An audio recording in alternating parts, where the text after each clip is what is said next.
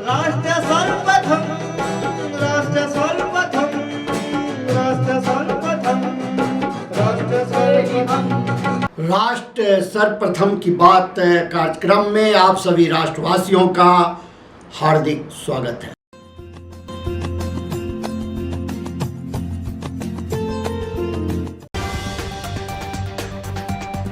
प्रधानमंत्री नरेंद्र मोदी ने कृषि अर्थशास्त्रियों के 32वें अंतर्राष्ट्रीय सम्मेलन का उद्घाटन किया।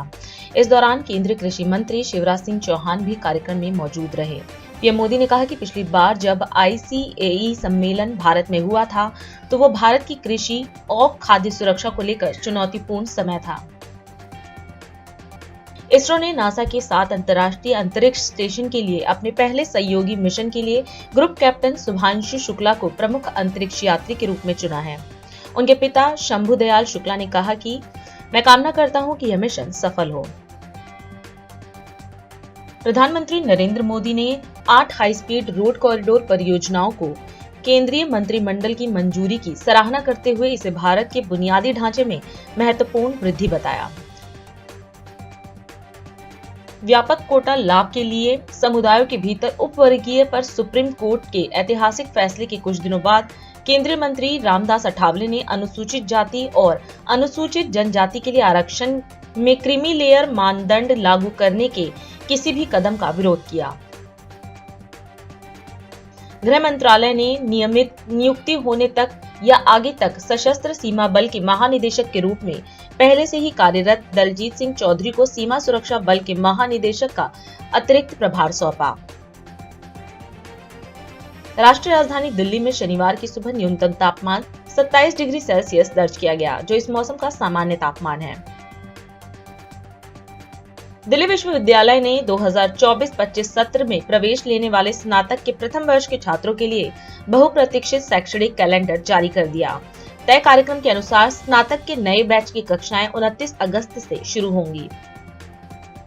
दिल्ली के चांदनी चौक इलाके में स्थित कपड़े की एक दुकान में शनिवार सुबह आग लग गई। इस हादसे में फिलहाल किसी के घायल होने की कोई सूचना नहीं है।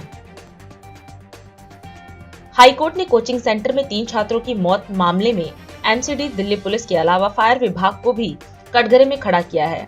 अदालत ने मामले में MCD अधिकारियों से पूछताछ नहीं करने पर पुलिस की कार्यप्रणाली पर सवाल उठाते हुए कहा कि आपने महत्वपूर्ण समय नष्ट कर दिया।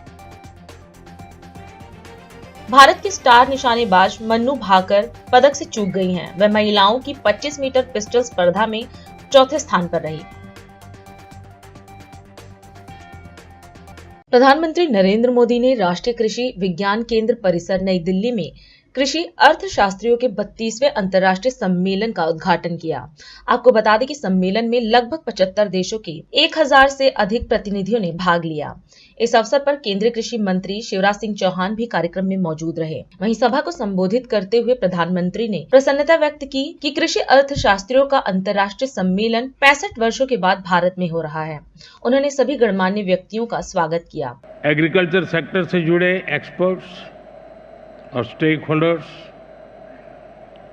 देवी और सज्जनों, मुझे खुशी है कि 65 साल के बाद ICAE की ये कॉन्फ्रेंस भारत में फिर हो रही है।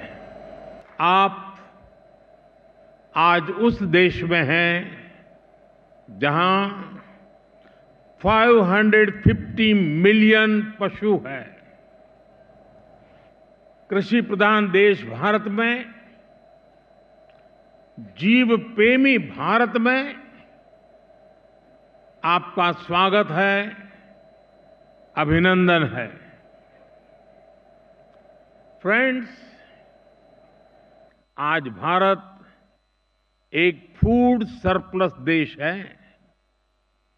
आज भारत दूध, दाल और मसालों का सबसे बड़ा प्रोड्यूसर है। Bharat food grain, fruits, vegetable, cotton, sugar, T, framed fish, इनका दूसरा सबसे बड़ा प्रोड्यूसर है। एक वो समय था जब भारत की फूड सिक्योरिटी दुनिया की चिंता का विषय था। एक आज का समय है जब Bharat global food security, global nutrition security, इसके सॉल्यूशन देने में जुटा है।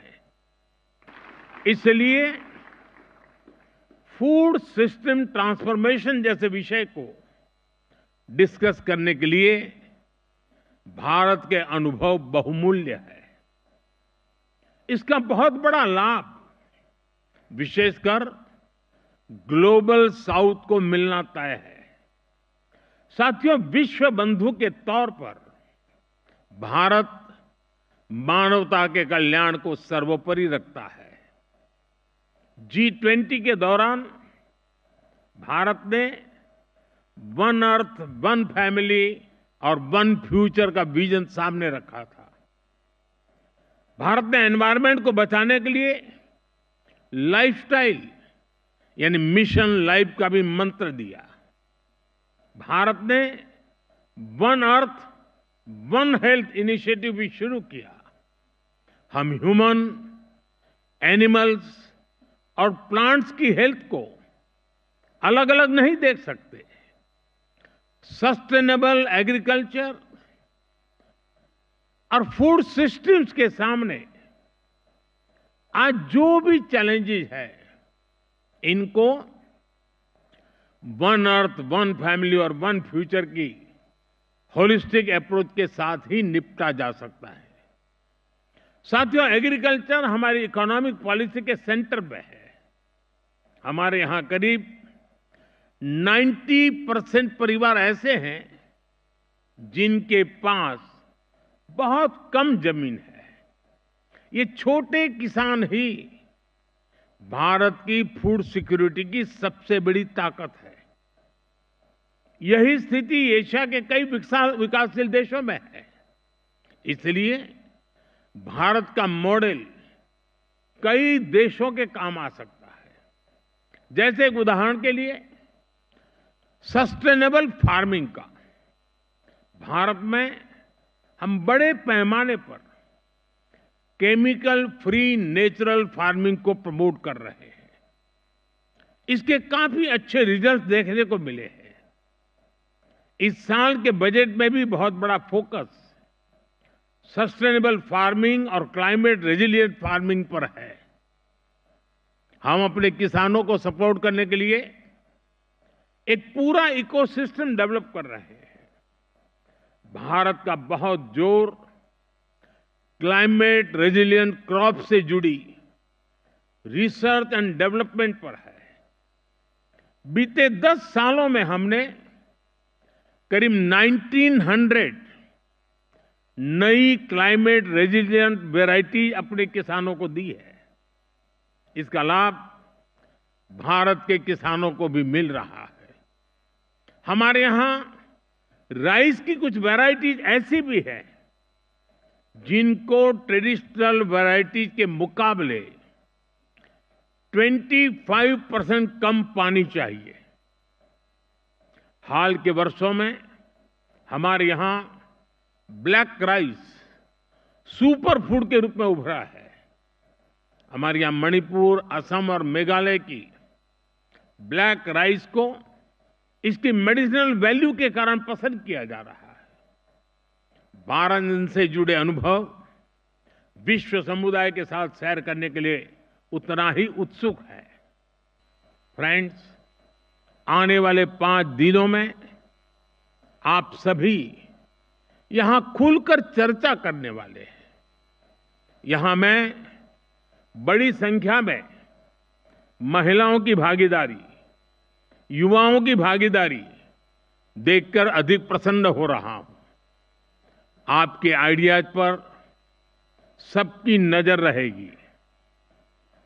मैं आशा करता हूं कि इस कॉन्फ्रेंस से हम दुनिया को सस्टेनेबल एग्री फूड सिस्टम से जोड़ने के रास्ते खोज सकेंगे। गोरखपुर में 55.43 करोड़ की विभिन्न विकास परियोजनाओं का लोकार्पण, शिलान्यास एवं टैबलेट वितरण कार्यक्रम आयोजित किया गया। इस अवसर पर उत्तर प्रदेश के मुख्यमंत्री योगी आदित्यनाथ भी कार्यक्रम में मौजूद रहे। इस दौरान कार्यक्रम को संबोधित करते हुए सीएम ने कहा कि बीआरडी कॉलेज के एमबीबीएस और पैरामेडिकल के फाइनल ईयर के छात्रों को स्वामी विवेकानंद युवा सशक्तिकरण योजना के अंतर्गत टैबलेट और स्मार्टफोन वितरित किए गए हैं। सीएम ने कहा कि यही सही समय है जब बीआरडी मेडिकल कॉलेज की फैकल्टी को यहाँ के छात्रों को मिलकर बीआरडी को एक नई ऊंचाई देनी है। बाबा राघव दास मेडिकल कॉलेज के एमबीबीएस और पैरामेडिकल के फाइनल ईयर के छात्रों को स्वामी विवेकानंद युवा सशक्तिकरण योजना के अंतर्गत टैबलेट और स्मार्टफोन वितरण और उनकी आकांक्षाओं के अनुरूप अत्याधुनिक सुविधा से युक्त मेडिकल कॉलेज गोरखपुर बने। केंद्र और प्रदेश सरकार की 55 करोड़ से अधिक की परियोजनाओं के आज के इस लोकार्पण और शिलान्यास कार्यक्रम में बीआरडी मेडिकल कॉलेज के हमारे सभी मेडिकल कॉलेज के फैकल्टी मेंबर्स और यहाँ के सभी छात्र छात्राएं और उपस्थित बहन और भाइयों, आज मुझे इन दोनों योजनाओं के साथ यहाँ पर जोड़ने का अवसर प्राप्त हुआ है, जो न केवल आपकी आकांक्षाओं के अनुरूप बीआरडी मेडिकल कॉलेज को एक उच्च मेडिकल स्वास्थ्य शिक्षा के बेहतरीन केंद्र के रूप में स्थापित करने में मददगार होगा, बल्कि इस मेडिकल कॉलेज के माध्यम से पूर्वी उत्तर प्रदेश की 5 करोड़ की आबादी को बेहतरीन स्वास्थ्य सुविधा भी उपलब्ध कराने की उनकी भावनाओं के अनुरूप हम तैयार कर पा रहे हैं। इसके लिए बीआरडी मेडिकल कॉलेज को उत्तर प्रदेश के चिकित्सा शिक्षा और स्वास्थ्य एवं परिवार कल्याण विभाग को और पूर्वी उत्तर प्रदेश से जुड़े हुए आम जनमानस को भी मैं इसके लिए हृदय से बधाई देता हूं। हमने देखा है, मैं आज से नहीं पिछले 30-35 वर्षों से बीआरडी मेडिकल कॉलेज के पतन और उत्थान की कहानी को बहुत नजदीक से देखता रहा हूं। मुझे याद है 1996-97 में जब मेरे पास यहाँ के एमबीबीएस के फाइनल ईयर के छात्रों ने गुहार लगाई थी कि साहब हमारा मेडिकल कॉलेज बंद हो रहा है, हम कहाँ जाएंगे। और मैं देखता हूँ आज वे छात्र अच्छे डॉक्टर बनकर के प्रदेश और देश के अंदर अलग अलग जगहों पर कार्यरत हैं। मैं कहीं जाता हूँ, वे लोग मुझसे मिलने के लिए आते हैं। और बीआरडी मेडिकल कॉलेज, मैं अभी पेशेंट से बात कर रहा था, कोई महाराजगंज से था, कोई कुशीनगर से था, कोई देवरिया से था, कोई बस्ती से था, कोई बिहार से था, कोई नेपाल से था। एक पेशेंट गोरखपुर का भी था। मैंने उन लोगों से पूछा, मैंने कहा भी मेडिकल कॉलेज हमारा सिद्धार्थनगर में भी चालू हो चुका है, देवरिया में भी चालू हो चुका है, बस्ती में भी चालू हो चुका है, लेकिन बीआरडी के प्रति लोगों के मन में यह भाव आज भी है कि वे पेशेंट जब थोड़ा सीरियस होता है तुरंत लेकर के गोरखपुर में बीआरडी में लेकर के आए। और यही समय है जब बीआरडी मेडिकल कॉलेज के फैकल्टी को और यहाँ के स्टूडेंट्स को सबको मिलकर के बीआरडी को एक नई ऊंचाई देनी है और इस स्वस्थ प्रतिस्पर्धा में अपने आप को साबित करना है कि नहीं, हम वह कर सकते हैं। क्योंकि आज संसाधन का अभाव नहीं होगा, लेकिन हमें अपने आप को तैयार करना है कि हम पूर्वी उत्तर प्रदेश के लोगों को बेहतरीन स्वास्थ्य सुविधा दे सकते हैं। और इसके लिए आज तो सभी सुविधाएं डिजिटल प्लेटफॉर्म पर आप देख सकते हैं। स्वास्थ्य विभाग ने भी टेलीमेडिसिन के माध्यम से बहुत सारी चीजें आगे बढ़ाई हैं। आप अच्छे संस्थान से अपना एमओयू कर सकते हैं, एसजीपीजीआई से कर सकते हैं, एम्स दिल्ली से कर सकते हैं, देश और दुनिया के अच्छे संस्थान से कर सकते हैं। और इसके लिए ऑनलाइन प्लेटफॉर्म पर आपको सुविधा प्राप्त हो सके, इसके लिए फाइनल ईयर के छात्रों को टैबलेट और स्मार्टफोन से भी आच्छादित किया जा रहा है कि आप कम से कम इस सुविधा का लाभ व्यक्तिगत रूप से भी और संस्थान के स्तर पर भी इसका लाभ ले सकें। आज बीआरडी मेडिकल कॉलेज को ये 55 करोड़ रुपए से अधिक की जो परियोजनाएं प्राप्त हुई हैं, मुझे पूरा विश्वास है कि बीआरडी मेडिकल कॉलेज की सेवाओं को और बेहतर करने में इससे मदद मिलेगी और बीआरडी मेडिकल कॉलेज एक अच्छे स्वास्थ्य केंद्र के रूप में, चिकित्सा शिक्षा के एक बेहतरीन केंद्र के रूप में अपने आप को स्थापित करके एक लोगों के सामने अपनी अलग छाप छोड़ेगा, इस विश्वास के साथ आज मैं MBBS फाइनल ईयर्स के और पैरामेडिकल के फाइनल ईयर्स के जितने भी छात्र यहाँ पर आए हैं, जिन्हें स्वामी विवेकानंद युवा सशक्तिकरण योजना के अंतर्गत एक टैबलेट उपलब्ध कराए गए हैं, इन सबको मैं हृदय से बधाई देता हूं। मेडिकल कॉलेज को इन सुविधाओं के लिए बधाई देता हूं। पूर्वी उत्तर प्रदेश की जनता, गोरखपुर समेत पूर्वी उत्तर प्रदेश की जनता जो इन सुविधाओं का लाभ प्राप्त करने वाली है, उन सबको भी मैं इसके लिए हृदय से बधाई देता हूं और विश्वास व्यक्त करता हूं कि बीआरडी मेडिकल कॉलेज आज अपनी बेहतरीन सुविधाओं के माध्यम से आज स्वास्थ्य के क्षेत्र में, चिकित्सा शिक्षा के क्षेत्र में अपना एक मानक तय करेगा। आप सबके प्रति मेरी शुभकामनाएं। धन्यवाद। जय हिंद।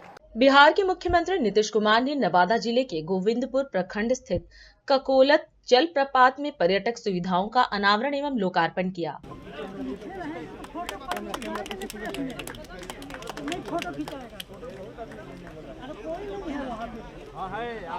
इस अवसर पर मुख्यमंत्री ने पर्यटकों को दी जाने वाली सुविधाओं का जायजा लिया और श्रेष्ठ कार्य करने वाले अधिकारियों को प्रशस्ति पत्र देकर सम्मानित भी किया।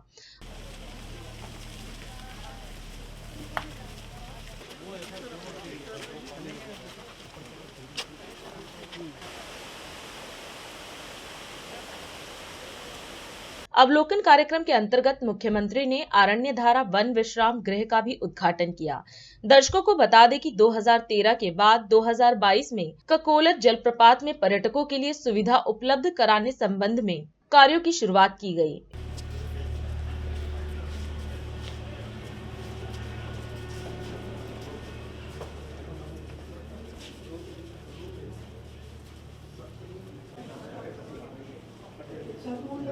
इसके अतिरिक्त पहाड़ चढ़ते समय पत्थरों की गिरने की संभावना से बचने के लिए स्टोन स्टेबलाइजेशन का भी कार्य कराया गया।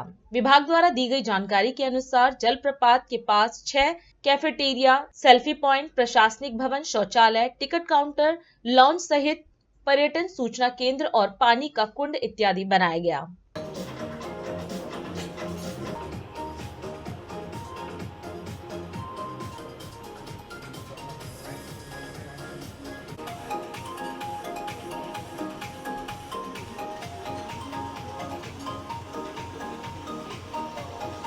अभी समय है एक ब्रेक का।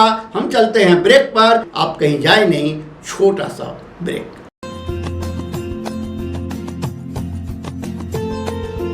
Powered by Kamal Buildtech Private Limited, fulfilling promises. With our professional team and experience of delivering projects in past, we guarantee you peace of mind and top quality work in an affordable price. और अधिक खबरों के लिए आप हमारे YouTube channel दैनिक India दर्पण को अभी सब्सक्राइब करें और नोटिफिकेशन के लिए बेल आइकन को प्रेस करना ना भूलें।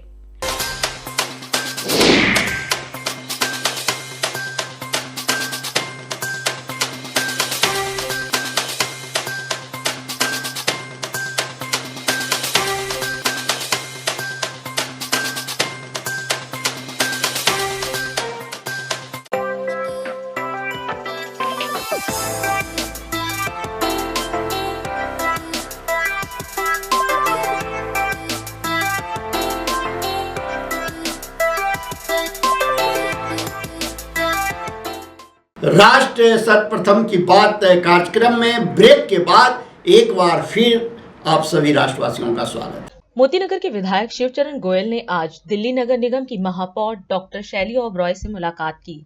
इस बैठक में क्षेत्र की साफ सफाई और अन्य विकास कार्यों पर विस्तार से चर्चा की गई।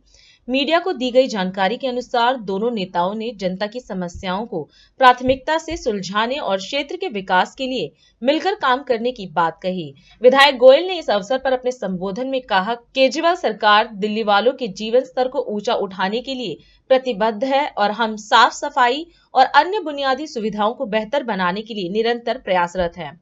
मेयर डॉक्टर शैली ओबरॉय के साथ हुई चर्चा बेहद सार्थक रही और हमें विश्वास है कि क्षेत्र की बेहतरी के लिए जल्द ही महत्वपूर्ण कदम उठाए जाएंगे। देश की राजधानी दिल्ली के रोहिणी में मेंटली चैलेंज लोगों के लिए बने शेल्टर होम आशा किरण में एक महीने में 14 लोगों की मौत का मामला सामने आया है। आपको बता दें कि यह शेल्टर होम दिल्ली सरकार द्वारा चलाया जाता है। शेल्टर होम में हुई इस घटना को दिल्ली सरकार ने गंभीरता से लिया। आप मंत्री अतिशी ने प्रेस वार्ता को संबोधित करते हुए इस मामले की मजिस्ट्रेट जांच के निर्देश दिए हैं। साथ ही यह भी कहा है कि अगर यह सूचना सही है तो दोषियों को बख्शा नहीं जाएगा। दिल्ली सरकार का social welfare department Asha Kiran करके एक होम चलाता है। ये होम है फॉर इंटेलेक्चुअली चैलेंज्ड पर्सन्स। इसमें 980 इंटेलेक्चुअली चैलेंज्ड पर्सन्स रहते हैं जिनकी डिसेबिलिटी, इंटेलेक्चुअल डिसेबिलिटी अलग अलग कैटेगरी की है, जिसमें माइल्ड, मॉडरेट, सिवियर, प्रोफाउंड अलग अलग कैटेगरीज की इंटेलेक्चुअल डिसेबिलिटी है। जो सिवियर और प्रोफाउंड कैटेगरी की इंटेलेक्चुअल डिसेबिलिटी है उसके साथ ज़्यादातर केसेस में कोई ना कोई सीरियस कोमॉर्बिडिटी यानी अनेक प्रकार की फिजिकल एलिमेंट्स भी जुड़ी हुई हैं। जो सिवियर और प्रोफाउंड कैटेगरी के इंटेलेक्चुअली चैलेंज पर्सन्स हैं उसमें से काफ़ी परसेंटेज बेड रिडन भी रहते हैं और 100% सपोर्ट की रिक्वायरमेंट रखते हैं। आशा किरण होम में 24/7 मेडिकल केयर यूनिट है जिसमें 6 डॉक्टर्स और 17 नर्सेज हैं। वहाँ पर फुल टाइम केयर गिवर्स जिनको हाउस आंटीज़ के नाम से जाना जाता है 450 ऐसे केयर गिवर्स हैं जो 3 शिफ्ट्स में काम करते हैं। जो इस होम में इंटेलेक्चुअली चैलेंज पर्सन्स रहते हैं वो ज़्यादातर अबैंडन्ड, डेस्टिट्यूट पर्सन्स हैं जिनको कई बारी अलग अलग एजेंसीज, चाहे दिल्ली पुलिस हो, चाहे कोर्ट के माध्यम से, जिनको या मैजिस्ट्रेट्स, डीएम्स के माध्यम से, जिनको अगर अबैंडन्ड और डेस्टिट्यूट पाया जाता है उनको होम में लाया जाता है। ये खबर सामने आई है कि जुलाई के महीने में Asha Kiran home for intellectually challenged persons में 14 डेथ्स हुई हैं। इसमें से 13 एडल्ट्स हैं और 1 माइनर है। इन 14 डेथ्स की पोस्टमार्टम रिपोर्ट्स अभी अवेटेड हैं, लेकिन इनमें से जो 14 डेथ्स हुई हैं उसमें से जो कई इंटेलेक्चुअली चैलेंज पर्सन्स हैं उनको मल्टीपल कोमॉर्बिडिटीज़ भी थी। लेकिन ऐसी 14 डेथ्स 1 महीने के अंदर होना बहुत ही गंभीर, बहुत ही सीरियस मैटर है और इन डेथ्स में इंक्वायर करने के लिए जैसे ही ये खबर आई तुरंत एक मैजिस्टीरियल इंक्वायरी इंस्टीट्यूट कर दी गई है। 24 घंटे के अंदर प्रिलिमिनरी इंक्वायरी रिपोर्ट, जो मैजिस्टीरियल इंक्वायरी है उसकी डेडलाइन दी गई है। अगर इस मैजिस्टीरियल इंक्वायरी में किसी भी अफसर की, चाहे वो सोशल वेलफेयर डिपार्टमेंट का हो, चाहे वो हेल्थ डिपार्टमेंट का हो, चाहे वो डॉक्टर हो, चाहे वो नर्स हो, चाहे वो केयर गिवर हो, चाहे वो एडमिनिस्ट्रेटर हो, अगर किसी भी अफसर की लापरवाही निकलती है तो उन पर सख्त से सख्त कार्रवाई करी जाएगी। मैं दिल्ली के लोगों को ये भरोसा दिलाना चाहती हूँ कि अगर निकला कि इनमें से कोई भी डेथ अवॉइडेबल रीजन से हुई है, कोई भी डेथ नेग्लिजेंस के कारण से हुई है, कोई भी डेथ अगर किसी मेडिकल कारण जो अवॉइडेबल थे उनके कारण से हुई है, तो किसी भी अफसर को बख्शा नहीं जाएगा। उनके ऊपर सरकारी कार्रवाई के अलावा सरकार खुद police inquiry, police proceedings initiate करेगी। हम पोस्टमार्टम की रिपोर्ट्स अभी अवेट कर रहे हैं और 24 घंटे के अंदर मैजिस्टीरियल इंक्वायरी की प्रिलिमिनरी रिपोर्ट आएगी। उसके आधार पर आगे की कार्रवाई करी जाएगी। देहरादून में उत्तराखंड के लोक पर्व हरेला के उपलक्ष्य में वृक्षारोपण कार्यक्रम का आयोजन किया गया। इस अवसर पर उत्तराखंड के मुख्यमंत्री पुष्कर सिंह धामी भी कार्यक्रम में मौजूद रहे। सीएम धामी ने कार्यक्रम को संबोधित करते हुए कहा कि हरेला पर्व उत्तराखंड ही नहीं भारतवर्ष में मनाया जा रहा है। उन्होंने कहा कि हमारी संस्कृति में प्रकृति को मां के रूप में पूजने की परंपरा रही है और हमारी धरोहर को संरक्षित रखने के लिए हरेला पर्व जैसे संकल्प महत्वपूर्ण है। इसके साथ ही सीएम ने प्रकृति को जीवन का अभिन्न अंग बताया। हरेला एवं वृक्षारोपण के इस शानदार कार्यक्रम में सभी उपस्थित माताएं, बहनें और मेरे सभी युवा नौजवान साथियों, विद्यालय से आए हुए इस विद्यालय के हमारे सभी अध्यापकगण, प्राध्यापकगण और बड़ी संख्या में उपस्थित हमारे सभी प्रिय छात्र एवं छात्राएं, पत्रकार मित्रों एवं छायाकार बंधुओं, मैं आप सभी का आज इस हरेला एवं वृक्षारोपण के कार्यक्रम में आप सबका अपनी ओर से सभी का मैं स्वागत करता हूं, सबका मैं अभिनंदन करता हूं। और अभी हाल ही में संपन्न हुए लोकसभा चुनाव में आप सब लोगों ने इस क्षेत्र से भारी मतों से हमारे लोकसभा के प्रत्याशी आप सबके प्रिय आदरणीय त्रिवेंद्र जी को भारी मतों से विजय बनाकर यहां से भेजा, उसके लिए भी आपका हृदय से मैं आभार व्यक्त करता हूं। भाइयों बहनों, हरेला पर्व धीरे धीरे जिस प्रकार से इसने विस्तार लिया है, आज उत्तराखंड के अंदर ही नहीं बल्कि भारतवर्ष में और विदेशों में भी हमारे पर्यावरण के संरक्षण के प्रति जिनका प्रेम है, जिनकी जागरूकता है, आज इस पर्व को किसी न किसी रूप में मना रहे हैं। और जो हमारी वैदिक सनातन संस्कृति है, इसमें हमेशा प्रकृति को मां के रूप में पूजने की एक परंपरा रही है और इसी परंपरा के अनुरूप ही हम हरेला पर्व मनाते हैं और इस पर्व पर सभी की सुख समृद्धि की कामना करते हैं। धीरे धीरे प्रकृति का संरक्षण जरूरी है, वह हमारी धरोहरों को सुरक्षित रखने के लिए ये हरेला पर्व जैसे संकल्प लेने के पर्व हैं, जिस दिन हम इस दिशा में आगे बढ़ने का प्रण करते हैं। भाइयों बहनों, हम सभी जानते हैं कि ये जो वृक्ष है, प्रकृति है, ये हमारे जीवन का अभिन्न अंग है। किस प्रकार से ऑक्सीजन कम हो रही है, किस प्रकार से हम सब महसूस कर रहे हैं। आप लोगों ने महसूस किया होगा कि जितनी गर्मी इस वर्ष पड़ी है, शायद पहले के वर्षों में उतनी नहीं पड़ी है, पिछले वर्ष से ज्यादा पड़ी है। अगर यही क्रम बढ़ता रहा तो एक दिन जीवन दूभर हो जाएगा। इसके लिए ना हमें वृक्षारोपण के माध्यम से ये हमें शुद्ध ऑक्सीजन प्रदान करते हैं, हमारे पर्यावरण को संतुलित रखने में अपनी एक महत्वपूर्ण भूमिका निभाते हैं। वृक्षारोपण से हमें जो भूमि है उसकी उर्वरा शक्ति बढ़ाने, जलवायु परिवर्तन से लड़ने और प्राकृतिक आपदाओं से बचाव करने में भी बड़ी मदद मिलती है। पिछले अगर हम एक दशक की बात करें तो पर्यावरण को काफी नुकसान हुआ है, इसलिए पर्यावरण संरक्षण आज के समय में हम सबके लिए जरूरी है। आने वाली हमारी जो भावी पीढ़ी है, हमारे नौनिहाल हैं, उनके जीवन के लिए भी आने वाले समय में यह अति आवश्यक काम है। हम ये नहीं सोच सकते कि आज केदारनाथ में आपदा आई है तो देहरादून में उसका असर नहीं पड़ेगा, या धारचूला क्षेत्र में आपदा आई है तो उसका असर यहां नहीं पड़ने वाला है। कहीं भी आपदा आएगी, निश्चित रूप से पूरा भूमंडल उससे प्रभावित हुए बिना नहीं रह सकता। वनों की कटाई, जल स्रोतों का दूषित होना, जलवायु परिवर्तन जैसी समस्याएं हमारे सामने हैं। ऐसे समय में वृक्षारोपण का महत्व अत्यधिक बढ़ जाता है। यही कारण है कि हमारे आदरणीय प्रधानमंत्री मोदी जी ने देश से आह्वान किया है कि विश्व पर्यावरण के दिवस से कि हर एक व्यक्ति एक पेड़ अपनी मां के नाम से लगाए। मैं आज आप सब लोगों से भी ये वचन जरूर लेना चाहूंगा। अगर आप लोगों ने लगा लिया है तो बहुत अच्छी बात है, नहीं तो एक पेड़ अपनी मां के नाम का लगाना है। लगाएंगे ना सब लोग? लेकिन आज जिस प्रकार से जल स्तर नीचे जा रहा है, यह हमारे लिए बहुत चिंता का विषय है।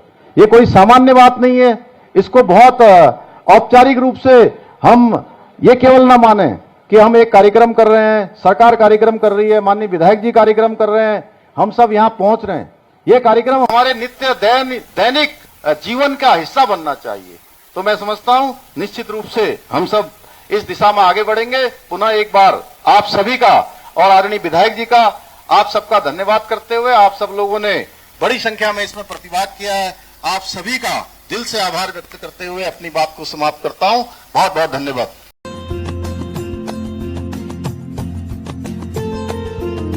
और अधिक खबरों के लिए आप हमारे YouTube चैनल दैनिक इंडिया दर्पण को अभी सब्सक्राइब करें और नोटिफिकेशन के लिए बेल आइकन को प्रेस करना ना भूलें।